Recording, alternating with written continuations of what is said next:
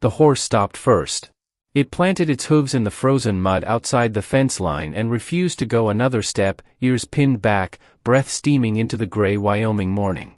The man on its back sat still for a long moment, studying the small house ahead, smoke curling thin from a crooked chimney, a woodpile stacked too low for the winter that was coming, and a boy standing at the edge of the yard with an axe too big for his hands.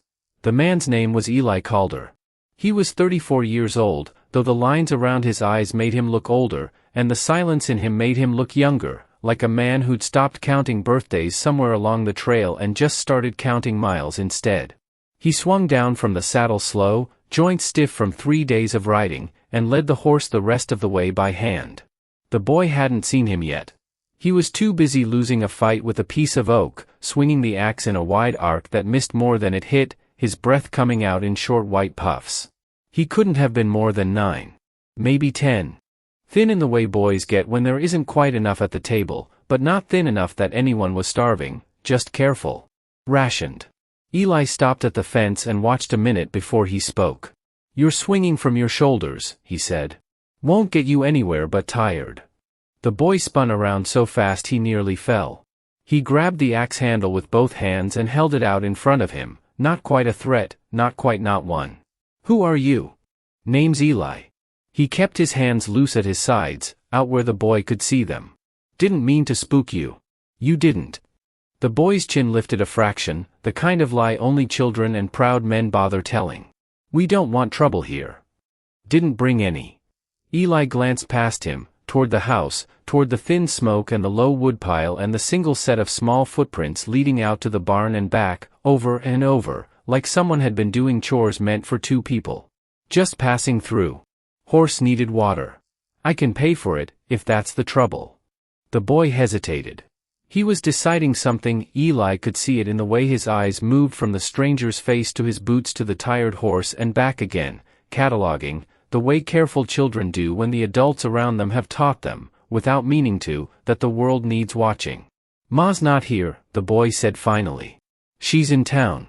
Won't be back till dark." "Then it's just you and that axe." "I'm doing fine." "I can see that." Eli let the smallest smile show, not mocking, just honest. "You want some help, or you want to keep proving something to a stranger you never asked for advice?" The boy looked at him a long moment. Then, without a word, he held the axe out, handle first. That was how it started. Not with thunder. Not with a gunshot or a storm or anything a man could point to later and say that's the moment everything changed. It started with a boy too proud to ask and too tired to keep refusing, and a stranger who understood both those things better than he let on. Eli split wood until the pile behind the house looked like it might actually survive December. The boy watched at first, arms crossed, and then, slowly, started stacking what Eli split, and then, slower still, started talking. His name was Sam. He was 10. His pa had died the spring before, thrown from a horse that spooked at a rattler, a stupid unlucky thing, the kind of death that doesn't make sense no matter how many times you turn it over in your head. Sam told it plain, the way children tell hard things when they've said it enough times that the words don't cut as deep as they used to. Just facts now. Just a shape the truth had worn smooth. "Ma does most of it now," Sam said, nodding toward the barn, the fences, the whole tired weight of the place. "But she's not," he stopped himself. "Not what?" "Nothing." Sam picked up another log and set it on the stack too carefully, squaring the edges like it mattered. "She just gets tired is all." Eli didn't push. He'd learned a long time ago that people told you the truth on their own schedule, not yours, and a boy Sam's age had already learned to protect his mother with silence. That kind of instinct didn't come from nowhere. That kind of instinct came from watching someone break a little, quietly, in the evenings, and deciding never to let a stranger see it too. By the time the light started going gold and long across the yard, the woodpile was taller than Sam, and something had shifted between them that neither of them named. Not friendship yet. Something before that. The first loose thread of it. That was when they heard the wagon. Mary Ellison came around the bend in the road with her shawl pulled tight and her eyes already narrowing at the stranger standing in her yard, an axe in his hand, her son close beside him like they'd known each other years instead of hours. She was younger than Eli expected, not much past 30, though the past year had put its own lines into her face, the kind grief puts there, the kind that doesn't come from age at all. She had dark hair pulled back plain, sleeves rolled to the elbow even in the cold, and hands that looked like they hadn't rested in a long while. "Sam." Her voice was even, but there was iron under it. "Get inside." "Ma," he was just inside. Sam went, though he looked back once from the doorway, like he was worried about leaving something unfinished. Mary didn't get down from the wagon right away. She sat there, reins in her hands, studying Eli the way a woman studies a stranger when she's the only thing standing between her child and whatever the world might send up the road. "You have a name?" "Eli Calder, ma'am." "You have a reason for being on my land?" "Horse needed water." "Your boy needed a hand with that woodpile." Didn't seem right to just water the horse and leave a 10-year-old fighting oak with an axe too heavy for him. Something flickered behind her eyes, not quite trust, not yet, but the recognition of a truth she hadn't wanted a stranger to see. She climbed down from the wagon slow, boots crunching frost, and walked to the woodpile like she needed to confirm it with her own hands. She stood there a long moment, looking at the work. At how much there was of it. "You did all this in an afternoon." "Had some time." "Where are you headed, Mr. Calder?" Eli looked west, toward mountains already going purple in the dying light, and then back at the house, the crooked chimney, the low porch, the curtains patched twice in the same corner. "Wasn't sure, till about an hour ago." Mary's jaw tightened. She wasn't a woman who trusted easy, and Eli didn't blame her for it. A widow alone with a boy, a farm too big for two hands, and a stranger showing up out of the empty country asking for nothing but water. There was a version of this story where that ended badly, and she'd clearly lived long enough to know it. "We don't have money to pay a hired hand," she said. "Whatever you're hoping for here, you'll find it somewhere else." "Wasn't hoping for anything." Eli set the axe down against the woodpile, gentle, like laying down a weapon in a room that didn't need one. Just seemed like a place that could use an extra set of hands before winter sets in proper. Didn't ask for supper. Didn't ask for wages. Was fixing to ride on at first light anyway.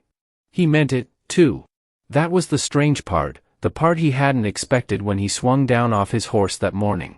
He'd meant to water the animal and keep moving, same as he'd done in a dozen towns before this one, same as he'd done every year since the war ended and left him with nothing waiting for him anywhere.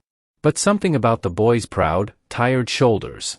Something about the low woodpile and the too thin curtains and the way Mary Ellison stood in her own yard like she was daring the world to knock her down again. Something about all of it had put a hook in him he hadn't felt in a long time. Mary studied him another moment, weighing something he couldn't read. Then, finally, she nodded once, short and businesslike, like a woman closing a ledger. "There's a bunk in the barn. It's not much, but it's dry." She turned toward the house, then stopped, looking back at him over her shoulder, and for just a second, the iron in her face cracked, just enough to show the exhaustion underneath it. "One night, Mr. Calder." "Come morning, you ride on." "Yes, ma'am." She went inside. The door shut behind her, firm but not unkind. Eli stood alone in the yard as the last light drained out of the sky, looking at the little house with its crooked chimney and its low woodpile and its one small window where, a moment later, a boy's face appeared, watching him from behind the glass like he already knew something his mother didn't. Eli didn't sleep that night thinking about riding on.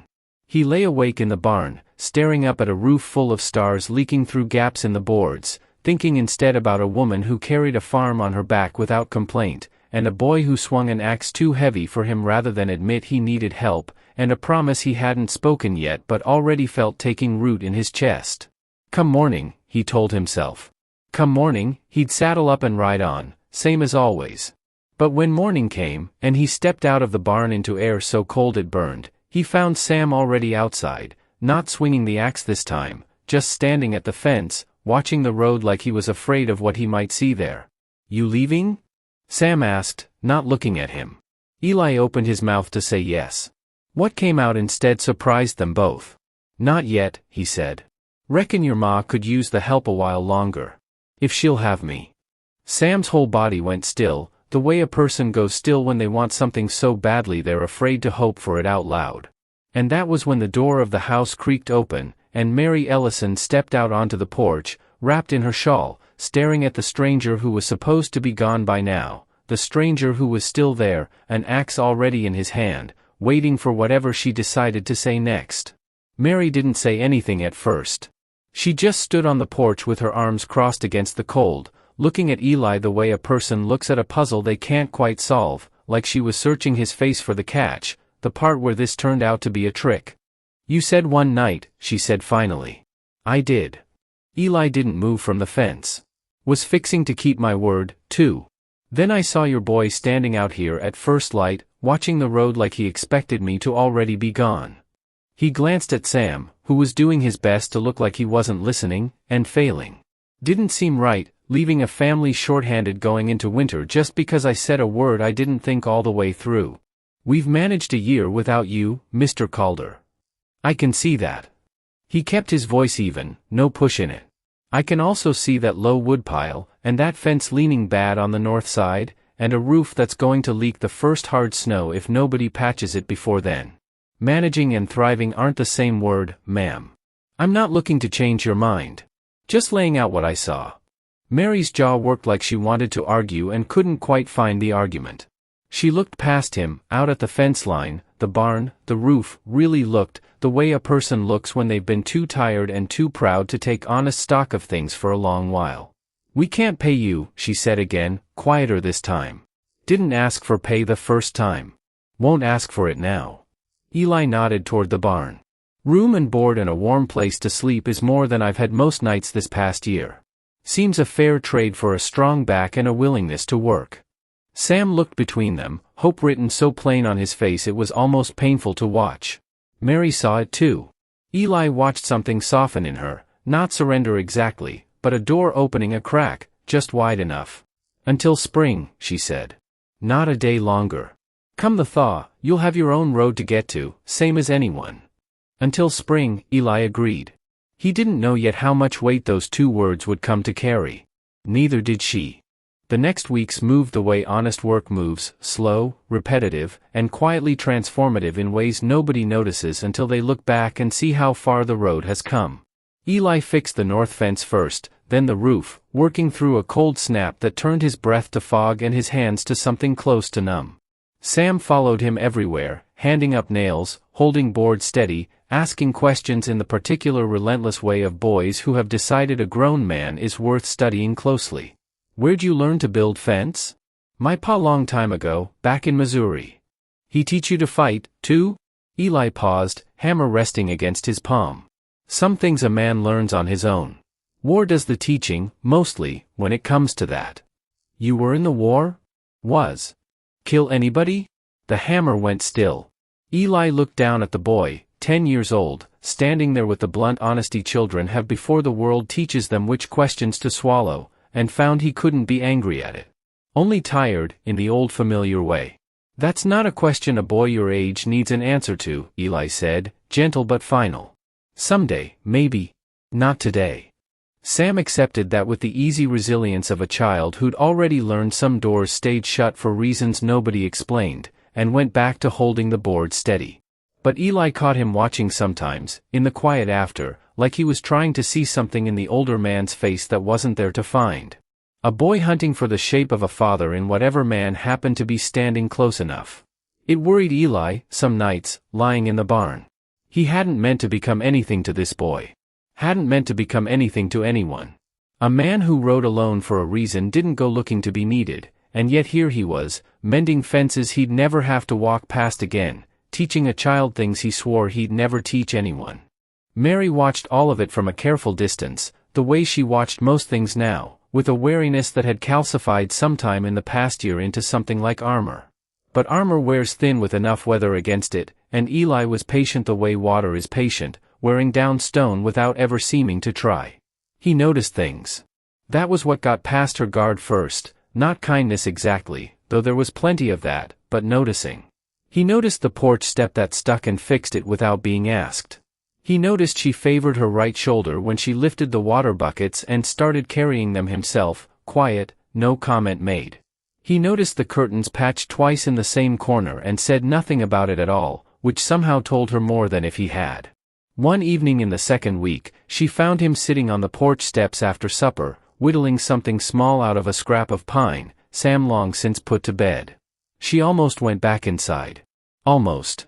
But something made her sit down instead, a careful arm's length away, and after a while she asked the question she'd been circling for days. "Where's your family, Mr. Calder?" His knife stopped moving. Not long, a breath, maybe two, but she saw it, and she understood immediately she'd touched something. "Don't have one," he said. "Not anymore." "Wife?" "Once."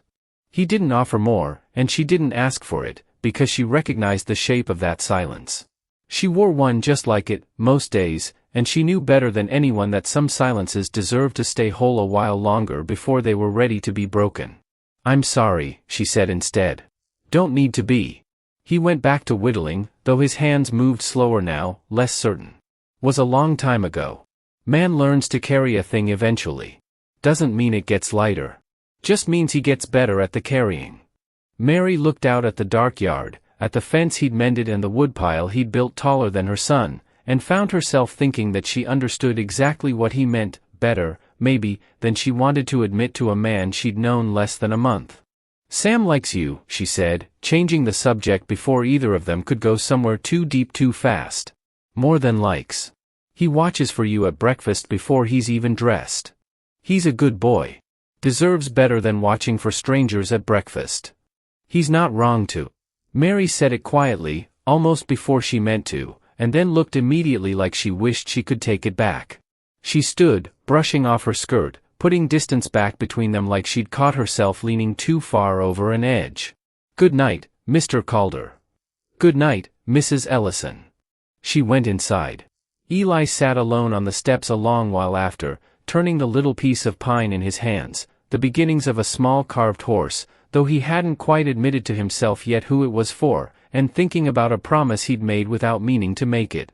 Until spring. Spring was still a long way off. He wondered, not for the first time, whether that was a mercy or a countdown.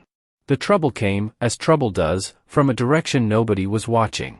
It was a Sunday, nearly 3 weeks in, when a rider came up the road at a pace that meant business, a heavy-set man in a good coat, sitting a horse that had clearly never missed a meal, with the particular unhurried confidence of a man who owned things other people needed. Mary's whole body changed the moment she saw him from the porch. Straightened. Braced. "Who is that?" Eli asked, low, coming to stand near the steps. "Harlan Voss." Mary's voice had gone flat, careful. "Holds the note on this land." The rider reined up at the fence and looked down at the three of them with an expression that suggested he already knew exactly how this conversation would go, and had come only to enjoy the shape of it. "Mrs. Ellison." He tipped his hat, though there was nothing polite in the gesture. "Been a while since I collected in person. Thought I'd see for myself how things stood." His eyes moved to Eli, lingering, cataloging. "Didn't realize you'd taken on help." "He's passing through," Mary said quickly. "Won't concern you."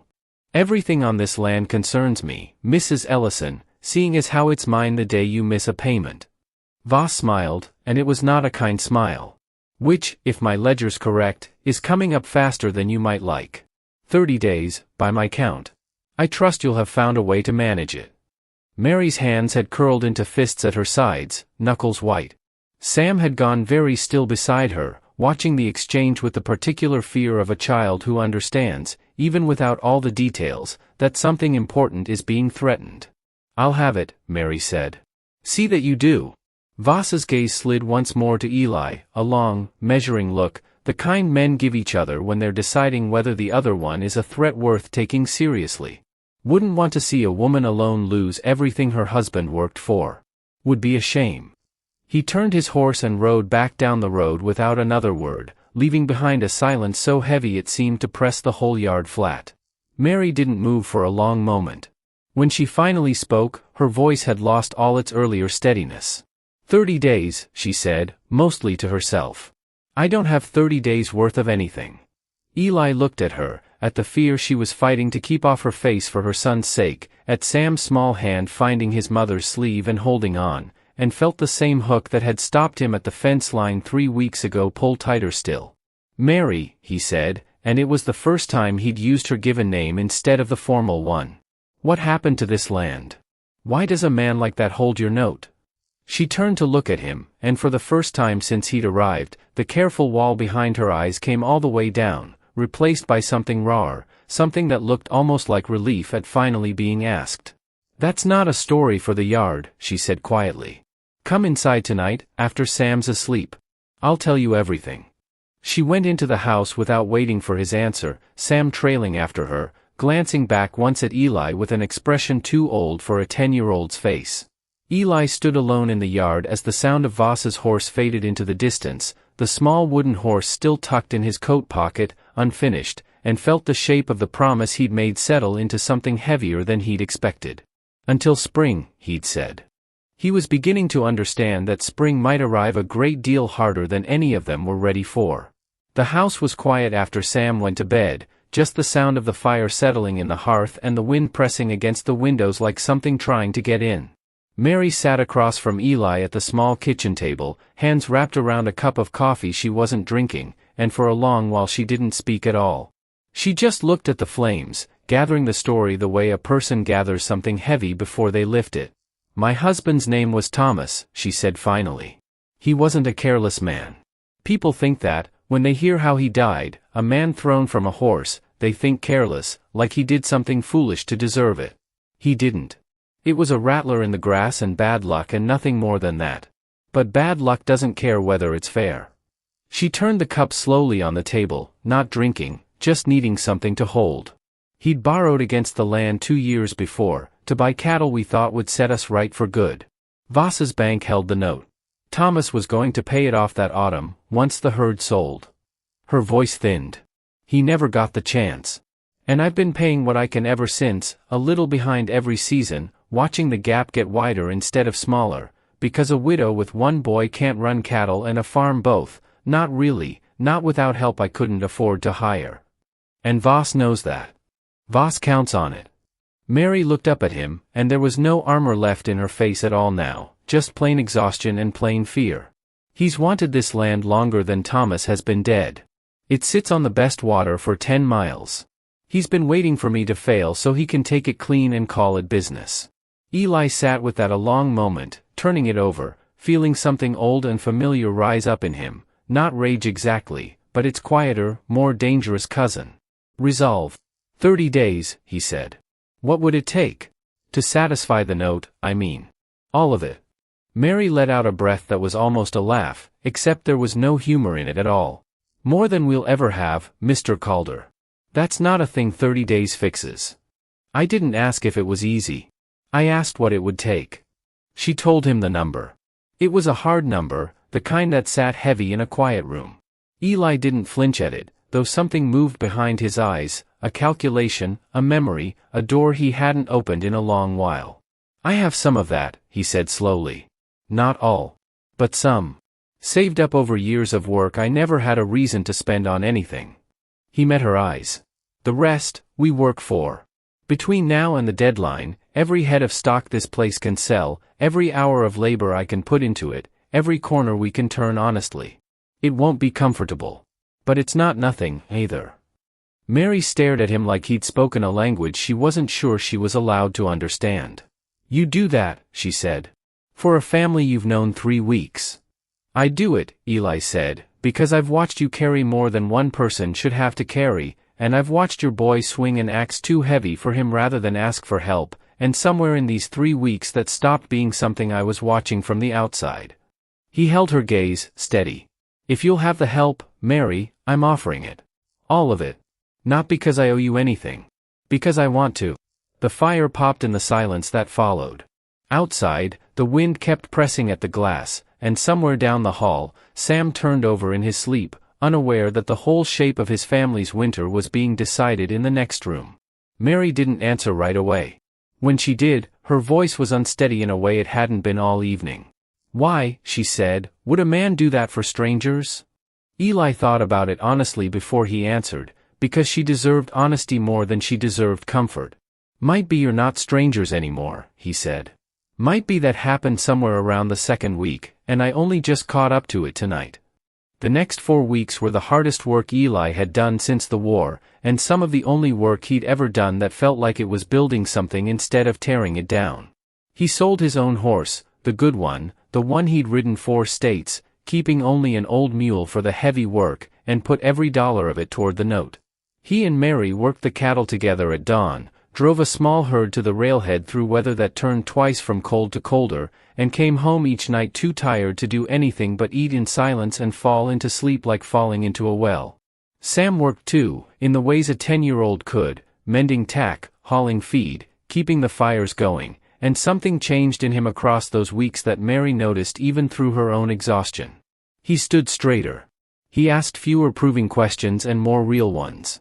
He started calling Eli by his first name instead of Mr., and one cold morning, without any fanfare at all, he called him something else entirely.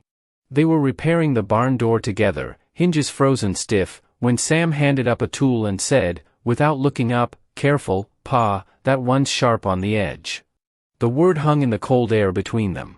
Sam froze the moment he heard himself say it, face going red, already opening his mouth to take it back, to apologize, to explain it away as a slip of the tongue born of tiredness. Eli didn't let him. "Thank you," he said simply, taking the tool, his voice rough in a way that had nothing to do with the cold. "I'll be careful." Nothing more was said about it. But something had shifted, permanent and quiet, the way the biggest changes in a family often are, not a single dramatic instant, but ordinary words spoken plain, and neither one of them pretending otherwise afterward. The night before the note came due, Eli rode into town alone, saddlebags heavy with everything they'd scraped together across 4 brutal weeks, his savings, the cattle money, every dollar Mary had managed to set aside across a year of careful widowhood. He counted it twice at the bank counter under the watchful, disappointed eyes of Harlan Voss, who had clearly expected a different ending to this particular story. It was enough. Not by much. But enough. Voss signed the note satisfied with a jaw so tight it looked painful, and told them, with the particular bitterness of a man who has lost something he believed already belonged to him, that he hoped they'd enjoy their land. They rode home together, Mary, Eli, and Sam squeezed onto the wagon bench, the winter sun breaking pale and gold across snow that had finally started to melt at its edges, and nobody said very much, because there wasn't very much that needed saying. The land was theirs. The debt was paid. Whatever came next, it would come to a family that had already proven, across one hard winter, exactly what it was made of. Spring arrived slow, the way it always does in that country, a green edge creeping up through the brown, the creek running loud again with snowmelt, the fence line Eli had mended in the first week now nearly hidden under new grass. He found Mary on the porch one evening, watching the sunset the way she used to watch the road for danger, except now there was nothing in her face but quiet. "Spring's here," she said, when he sat down beside her. "Seems to be. You said you'd stay until spring." She didn't look at him when she said it, her eyes on the horizon instead, on the long gold light spreading over land that belonged to her son now, free and clear. "Spring's here, Mr. Calder." Eli reached into his coat pocket and took out the little carved horse, finished now, sanded smooth, the mane worked into fine careful lines across weeks of quiet evenings he hadn't told her about. He set it in her open palm. "Reckon I did say that," he said. "But I've been giving some thought to staying a while longer past it, if you'll have me. Not as a hired hand this time. Something more permanent, if you're willing." Mary looked down at the little wooden horse in her hand, then up at him, and for the first time since he'd known her, there was nothing guarded left in her expression at all, just an open, unhidden hope, the kind she'd stopped letting herself feel a long time before he ever rode up that frozen road. "I'm willing," she said. Behind them, the door creaked, and Sam stepped out onto the porch, having clearly been listening from just inside for longer than either of them realized. He didn't say anything. He just crossed the porch and sat down on Eli's other side, close, the way a son sits beside a father he's finally stopped being afraid to claim out loud. The 3 of them stayed there a long while, watching the sun go down golden easy over land no one could take from them anymore, saying nothing at all, because for the first time in a long while, there was nothing that needed saying. Later that night, past dark, a lantern still burned warm in the window of the little farmhouse, the same window where a boy had once watched a stranger from behind the glass, wondering if he'd still be there come morning. He was. He always would be now.